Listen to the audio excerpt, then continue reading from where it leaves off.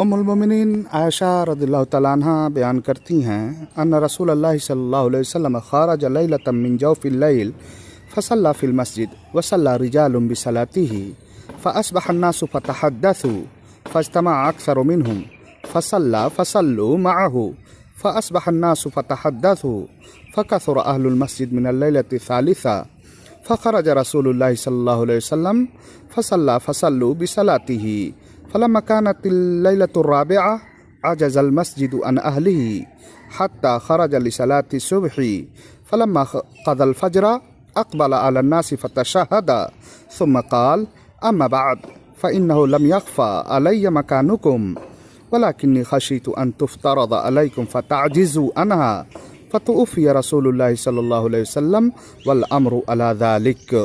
यानी रसूलुल्लाह सल्लल्लाहु अलैहि वसल्लम एक मरतबा रमज़ान की निस्फ शब में मस्जिद तशरीफ़ ले गए और वहाँ तरावी की नमाज़ पढ़ी।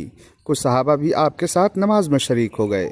सुबह हुई तो उन्होंने इसका चर्चा किया, चुनांचे दूसरी रात में लोग पहले से ज़्यादा शरीक हो गए और उन सब ने आपके साथ नमाज पढ़ी।